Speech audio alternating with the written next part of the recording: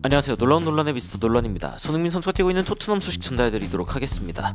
토트넘이 리버풀과의 경기에 참패를 당함에 이어 보데글램트와의 경기에서 손흥민 선수가 뛸 수 있을지에 대한 예측 역시 그렇게 긍정적이지 않습니다. 이 손흥민 선수가 부상 복귀하지 못할 수도 있다라는 이야기가 나오고 있는 것인데요. 최근 토트넘은 정말 최악의 아주 말도 안 되는 이 기록까지 세우면서 아주 리버풀과의 참패까지 당한 상황인데, 토트넘이 과연 이번 시즌 정말 유로파 우승은 가능한 것인지, 그리고 도대체 손흥민 선수는 왜 아직까지 토트넘에 대한 이적 이야기가 없는 것인지 바로 들어가 보시죠.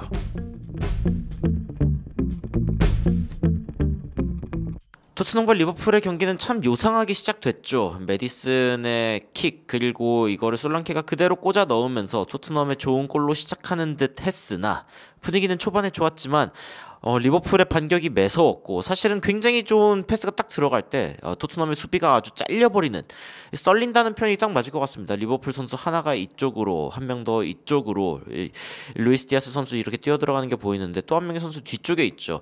토트넘의 수비를 아주 3등분해버리는 그런 런을 보여줍니다. 그리고 이제 안쪽에서 공을 받아가지고 패스를 해주는데 이게 그대로 안쪽으로 들어오면서 그대로 슛, 토트넘이 무너지는 그런 장면이었고, 또 하나의 골 장면이 토트넘이 지속적으로 가지고 있는 문제를 보여주고 있는데, 토트넘이 이렇게 수비수가 다 모여있는 상황에서 공을 잡고 있습니다. 이 상황에서 멀리 차지 않고 앞으로 패스를 하려고 하다가 그러다가 이제 잘리게 되죠.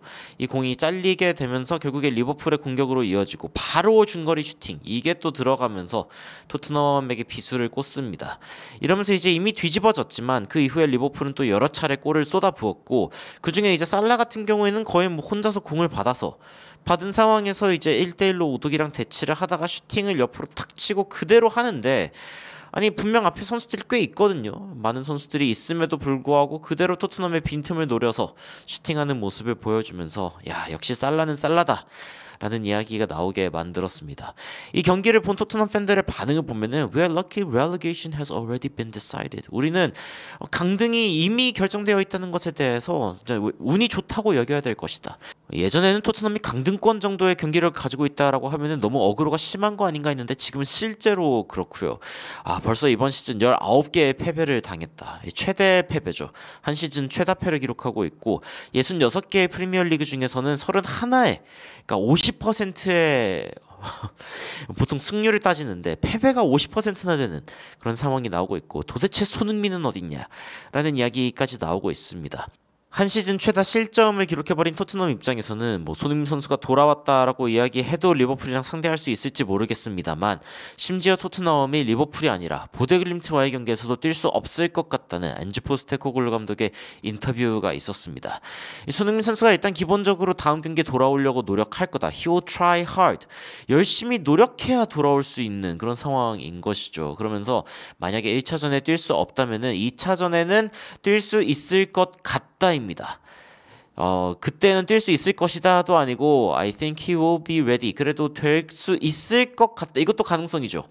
그러니까 손흥민 선수가 돌아오지 않을 수도 있다는 소식에, 손흥민 선수가 둘 다 안 뛰더라도 우리가 결승전에 갔을 때 완벽하게 돌아왔으면 좋겠다라는 이야기도 있지만, 아니 결승전에 갈 거라고 생각한다니 참 용감하다라고 하는 댓글도 있고요.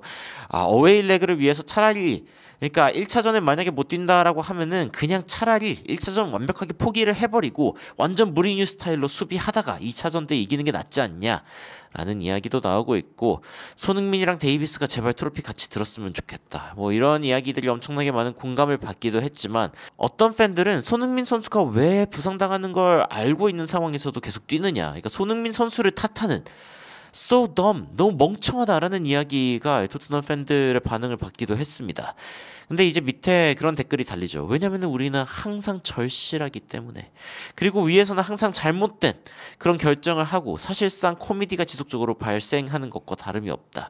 결국에 돈을 위해서 사람을 쥐어짜는 사람들 에게 이런 일들이 발생할 수밖에 없는 거다. 그러니까 토트넘이 레비에게 쥐어짬을 당하고 있는 것과 다름없다라는 이야기가 이제 나오고 있고요.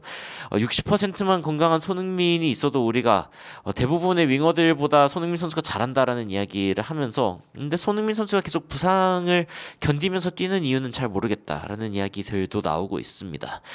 이번에 메디슨이 지고 나서 그런 이야기 했거든요.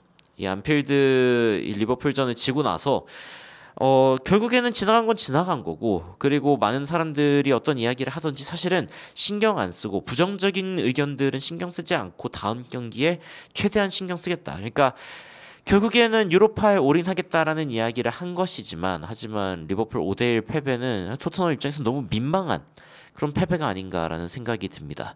게다가 토트넘은 1993-94 시즌 그리고 2003-2004 시즌에 기록했던 19번의 한 시즌 최다패 기록을 이번 시즌에 어쩌면 뛰어넘을 수도 있습니다. 아직 경기가 남아있는 상황이기 때문에 토트넘이 한 번 더 진다, 아니면 또 더 질 수도 있죠. 그러면은 거의 뭐 역사에 남는 그런 시즌이 되는 거고요.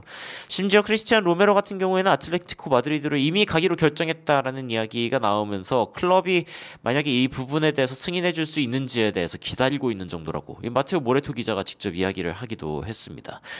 손흥민 선수는 더 나은 팀 그리고 더 나은 결과, 결국에는 더 나은 상황을 받아 마땅하다라는 이야기가 팬들 사이에서도 나오고 있는데, 손흥민 선수가 한 시즌에 11골 12개의 어시스트를 기록했는데 살라라는 이름을 가진 선수 외에 다른 윙어들이 이런 기록을 가지고 있다면 그럼 결국에는 정말 인정받는 선수이지 않겠냐. 근데 손흥민 선수를 왜 그렇게 비하하는지 모르겠다라는 이야기가 토트넘 팬들 사이에서도 나오고 있습니다.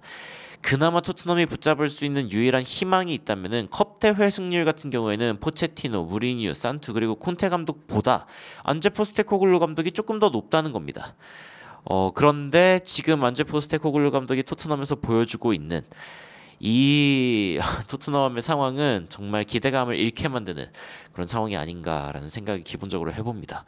무리뉴 감독은 28경기 중에 승률 57%, 콘테 감독은 25경기 중에 52%인데 안제 포스테코글루 감독은 그보다 많은 31경기 중에 61% 승률을 기록하고 있고, 이번에 또 결승전으로 갈 수 있는 기회가 있거든요. 그런데 손흥민 선수가 돌아올 수 없다면 사실상 이기기 힘들지 않을까라는 생각이 들고, 그리고 지금 손흥민 선수 이외에 다른 선수들은 또 이적 소식이 나오고 있는데 손흥민 선수는 또 어떤 심정일까가 굉장히 궁금합니다.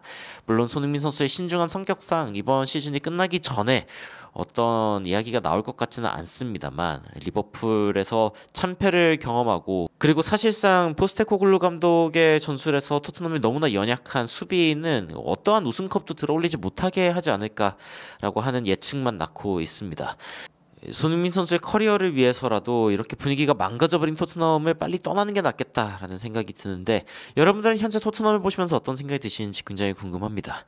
댓글로 의견 남겨주시면 관련된 외신 소식들 여러분들께 또 빠르게 전달해드리도록 하겠습니다.